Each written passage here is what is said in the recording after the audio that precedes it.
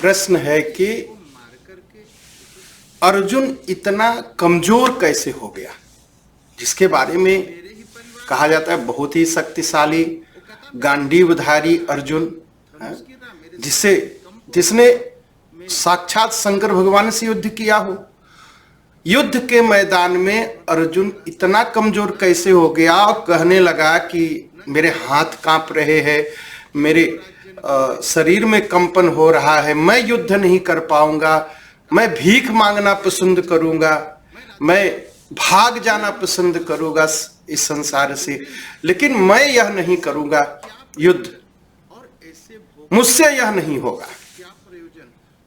इतना कमजोर कैसे हो गया? देखिए, मन की स्थिति है। मैं आपको शुरू में ही कहा, गीता, श्रीमद् भगवत गीता यह मन शास्त्र है, मनुष्य के मन का शास्त्र है। अर्जुन बहुत ही मजबूत, बहुत ही शक्तिशाली था, लेकिन जरा सा मन कमजोर हुआ कि हमारे लोग मारे जाएंगे, हमारे परिवार के लोग मारे जाएंगे, और इसमें घबरा गया। और जो मन शास्त्र है या गीता जो मन शास्त्र है, और अगर देखा जाए तो भगवान श्री कृष्ण जो है मन के बहुत बड़े डॉक्टर है। जब मन हमारा बिगड़ता है तो सब कुछ नष्ट होने लगता है। मन के हारे हार है और मन के जीते जीत, ये कहा भी जाता है। लेकिन कुछ लोग कहते हैं मन को जीत लो, मन को मार लो, मन को बस में कर लो। मन न तो बस में होता है किसी के, न तो मन जीता जा सकता है, और न तो मन को हराया जा सकता है। असंभव है, असंभव है। कुछ लोग योग का प्रचार करते हैं, कहते हैं मन को जीतो, मन को अपने बस में कर लो, मन को मार लो। ये असंभव, ऐसा कभी नहीं हुआ और कभी हो नहीं सकता। एक ही काम हो सकता है, मन को भगवान के वचनों में लगा दिया जाए, मन को भगवान के चरणों में लगा दिया जाए, मन को भगवान की सेवा में लगा दिया जाए। यह मन जो है, यह जो हमारा मन है, यह बहुत ही शक्तिशाली है। मन क्या कहता है? हमारे मन के बस में हमारी इंद्रियां रहती हैं। मन कहता है अच्छा सुनो, तो हम दौड़ जाते हैं सुनने, चलो अच्छा गाना सुनते हैं।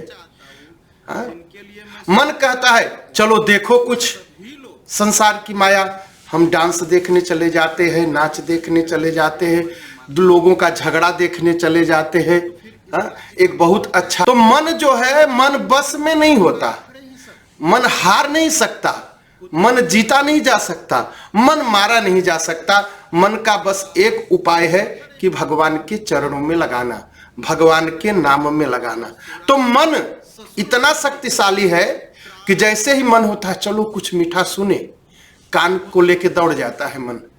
चलो कुछ अच्छा देखे, चलो कुछ आनंददायी देखे।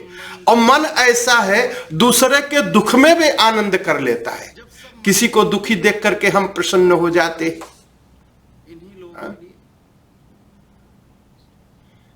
किसी आपदा को देख करके हम प्रसन्न हो जाते हैं, किसी भयानक घटना को, कहीं बाढ़ आ जाए, भूकंप इत्यादि आ जाए, हम मन वहां पहुंच जाता है और हमको लेके पहुंच जाता है, हम भी पहुंच जाते हैं। मन कहता है कुछ मीठा खाओ, बस मीठा खाने दौड़ने लगते हैं। मन भोग की इच्छा करता है, फिर हम सुंदर स्त्री और सुंदर पुरुष की तरफ भागने लगते हैं और अपना जीवन नष्ट कर लेते हैं। तो यह मन जो है, मन को अपने पास रखना, मन को बस में रखना असंभव है। तो इसलिए एक उपाय है कि मन को भगवान में लगा दिया जाए। और मन जैसे ही मन जैसे ही अपने परिवार को देखता है, दुखी, दूसरे को देख करके बड़ा आनंद मना लेता है। हम कह सकते हैं नहीं नहीं मैं बड़ा दुखी हूं, लेकिन दूसरे का दुख देख करके लोग रस लेते हैं, आनंद लेते हैं। और अपने परिवार पर जब दुख पड़ता है तो वही मन कमजोर हो जाता है। तो मन का इतना असर पड़ता है, एक मजबूत व्यक्ति को एकदम से नीचे गिरा देता है, कमजोर कर देता है। अर्जुन बहुत मजबूत था, बहुत शक्तिशाली था और युद्ध आनंद के साथ करता था। वही अर्जुन जब मन कमजोर हुआ, अपने परिवार को मरता हुआ जान करके मन कमजोर हो गया, उसके हाथ कांपने लगे, उसके शरीर में कंपन होने लगा, पसीना छूट गया, रोमांच हो गया, भागने के लिए तैयार हो गया, भीख मांगने के लिए तैयार हो गया, वही अर्जुन। तो इसलिए मन को मजबूत करना है, मन को भगवान में लगाना है, नहीं तो हमारा भी मन ले जाके गड्ढे में गिरा देगा, हमको आपको भगवत भक्ति से दूर कर देगा, संसार में फंसा देगा, भगवान के चरणों से दूर कर देगा। इसलिए मन को समझाना जरूरी है और मन को भगवान में लगाना जरूरी है, ये बहुत जरूरी बात है। तो अर्जुन क्या कहता है, हम लोग ये हो गया, प्रश्न का हो गया। अर्जुन आगे क्या कहता है? अर्जुन कहता है कि भगवान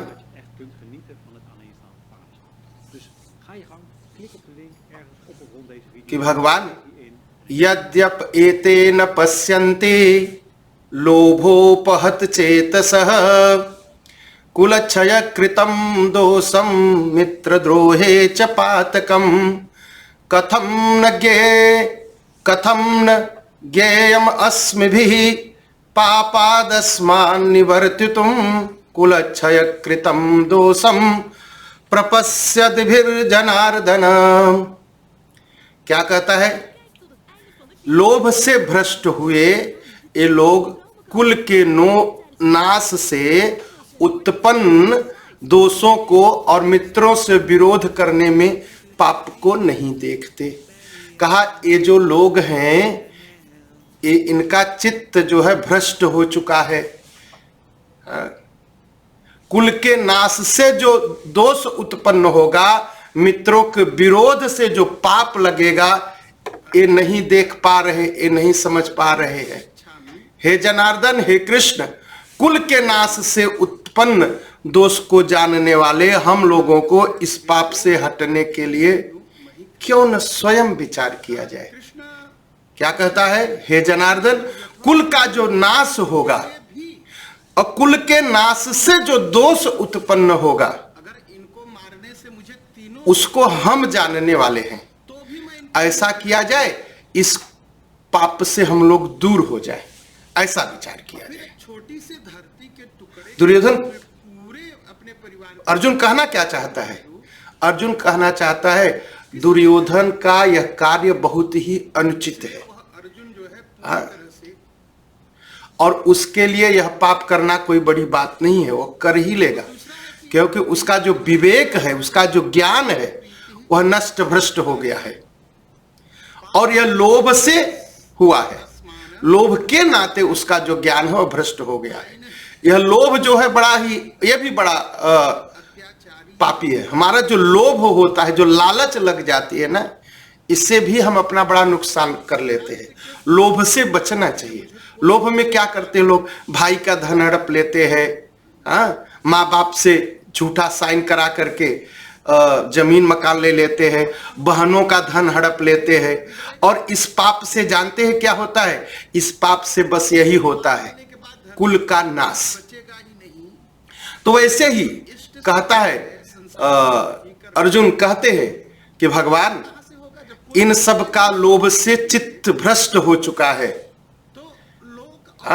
ये देख नहीं पाते हैं इससे कुल और परिवार का कितना बड़ा नाश होगा, और कुल परिवार का जब नाश होगा तो इसके बहुत ही दुष्परिणाम होते हैं। इनको सूझ में नहीं है, समझ नहीं पा रहे हैं। और इसमें जो तमाम मित्र मारे जाएंगे, बंधु मारे जाएंगे, कितना भयंकर पाप होगा। हम लोग समझते हैं, हम लोग अंधे नहीं हैं। इसलिए हमें जानबूझ करके इस घोर पाप में नहीं लगना चाहिए, पवित्र नहीं लगना चाहिए, प्रवृत्त नहीं होना चाहिए। हमें बचना चाहिए, हमें हट जाना चाहिए इस पाप से। अब बताता है कि कुल का नाश होने से क्या होता है? कुलक्षये प्रणश्यन्ति कुलधर्मा सनातन धर्मे नष्टे कुले कृत्सन् धर्मो अभिभयत्युत। कुलक्षय प्रणश्यन्ति कुलधर्मा सनातन। कहा कुल के नाश से क्या होगा? सनातन कुल धर्म नष्ट हो जाएंगे। और धर्म का नाश हो जाने से क्या होगा? संपूर्ण कुल में पाप ही पाप समाप्त हो जाएगा। जब कुल का धर्म समाप्त हो जाता है, जिसे हम कुल धर्म कहते हैं, परिवार का धर्म कहते हैं, हर परिवार का अपनी अपनी परंपरा होती है। अपने अपने कुलों में, अपने अपने परिवारों में एक परंपरा आती है। बहुत ही श्रेष्ठ मर्यादाएं हैं जिनसे सदाचार सुरक्षित रहता है। कुल की स्त्रियां और पुरुष अधर्म में प्रवेश नहीं करते, कुल मर्यादा के नाते नहीं करते हैं। बड़े बूढ़े उसको बनाए रखते हैं। और बड़े बूढ़ों का अगर अभाव हो जाता है तो स्वाभाविक है परिवार में कुल धर्म समाप्त हो जाते हैं, परिवार की परंपरा समाप्त हो जाती है। आजकल तो बड़ा अच्छा है ना, लोग कह देते हैं औदरवेट्स कह करके, और लोग आजकल बड़ा अच्छा बोल देते हैं नीदरलैंड में औदरवेट्स। पुराना नियम, पुराने लोगों का नियम, बूढ़ों का नियम। बूढ़ों का नियम ही, बुजुर्गों का नियम ही परिवार बचाता है, चरित्र बचाता है, नहीं तो सब समाप्त हो जाएगा। फिर आजकल जैसे बहसें चलती है ना, भाई बहन अगर विवाह कर ले तो क्या हर्जा है, इतना पतन हो जाएगा। यह सब कैसे होता? यह कुल धर्म पर चलने, जब कुल की रक्षा होती है, परिवार की रक्षा होती है, तो कुल की परंपराएं बचती हैं। और जब परंपराएं बचती है, मर्यादा बचती है, तभी सनातन धर्म बचता है। नहीं तो सब ये लोग कहते आजादी आजादी, स्वतंत्रता स्वतंत्रता, स्वतंत्रता नहीं, यह पापाचार हो रहा है। पापाचार है। जो डिबेट होते हैं टीवी पर जरा देखिए किस तरह के होते हैं। क्यों? क्योंकि कुल समाप्त हो गया। कुल जब समाप्त हो गया तो कुल की परंपराएं समाप्त हो गई, और जब परंपराएं समाप्त हो गई है तो मनुष्य का जीवन पशुवत हो गया है। इसलिए अर्जुन कहता है कि कुलक्षय प्रणश्यन्ति कुलधर्मा सनातन। जब कुल का क्षय हो जाता है, जब कुल ही नहीं रहता है, तो कुल का जो सनातन धर्म है वह भी समाप्त हो जाता है। बंद करके कौरवों ने आग लगा दी। आतताई का पहला लक्षण कौरवों के अंदर है। भीमसेन के भोजन में विष मिला दिया, ये दूसरा लक्षण। और जब धर्म का नाश हो जाता है, कुल धर्म का, हाथ में शस्त्र, कुल धर्म का जब नाश हो जाता है तो धर्म स्वाभाविक ही नहीं बचता। ये भी लक्षण है उनके पास। तीसरा, पाप बहुत फैल जाता है। 5 बातें हैं, याद रखिए, जिनके कारण मनुष्य अधर्म से बचता है। उसके बाद 5 अधर्म में बचता है और धर्म सुरक्षित रहता है। पहला है ईश्वर का भय, दूसरा है शास्त्र का शासन, तीसरा है कुल मर्यादा टूटने का डर कि हमारे परिवार की कुल मर्यादा न टूट जाए, देश राज्य का कानून, अगर हम कुछ गलत करेंगे तो देश का शासन, देश का राजा, देश का कानून हमें दंड देगा, तथा शरीर और धन नाश होने का डर, इससे हम बचते हैं। और इसमें है क्या? ईश्वर और जो हमारे शास्त्र हैं एकदम सत्य है, हाँ? वो श्रद्धा पर आधारित है। और देश का जो कानून है वो प्रजा के लिए होता है, लेकिन जिनके हाथ में अधिकार आता है वो पागल हो जाते हैं।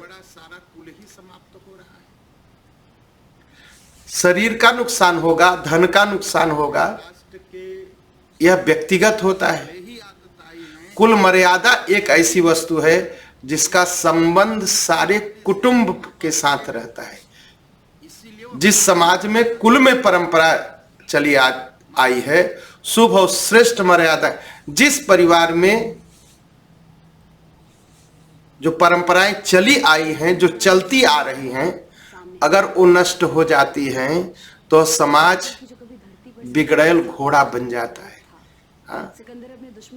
स्वेच्छाचारी हो जाता है, नियम और कानून को समझ नहीं सकता और उसमें मनुष्य जो है मनमाना करने लगते हैं और सर्वत्र कुल में पाप समा जाता है। इसलिए कुल धर्म को बचाना बहुत जरूरी है। अधर्माभिवात कृष्ण प्रदुष्यन्ति कुल स्त्रियः। कहा जब बहुत पाप बढ़ जाता है तो कुल, सबसे पहला क्या होता है, कुल की स्त्रियां दूषित हो जाती हैं। और हे वार्ष्णेय, हे कृष्ण, स्त्रियां अगर दूषित हो गई तो वर्ण संकर पैदा हो जाते हैं। वर्ण संकर मतलब जिसे आप सूरीनामी में कहते हैं दोगला, दोगला पैदा हो जाते हैं। लेकिन इस प्रभाव की शुरुआत कैसे हुई?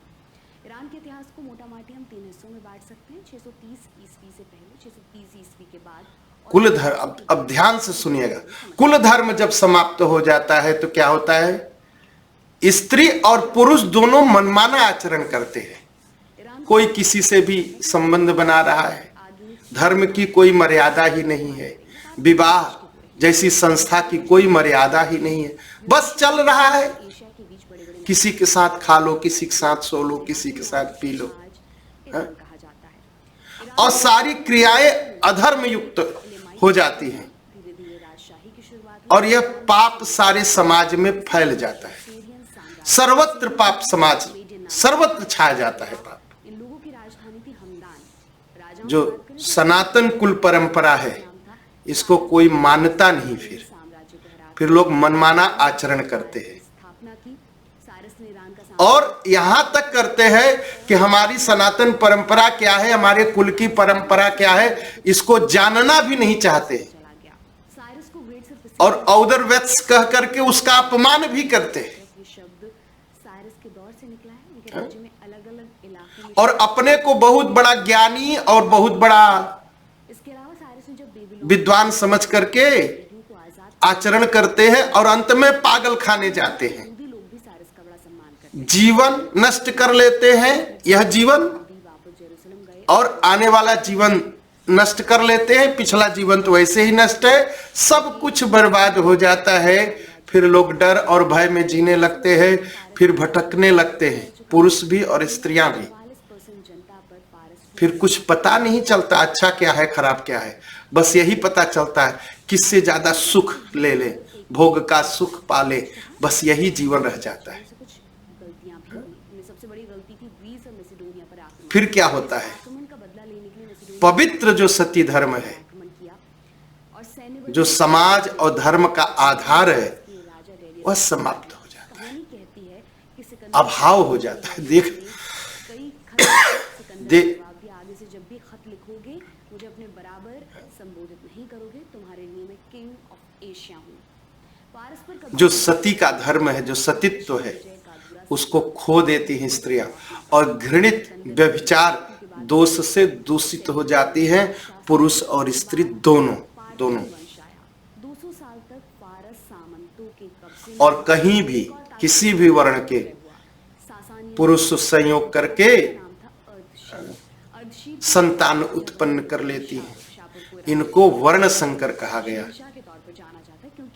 और इसके कारण क्या होता है, जो कुल की परंपरा है बिल्कुल नष्ट हो जाती है, बिल्कुल ही नष्ट हो जाती है।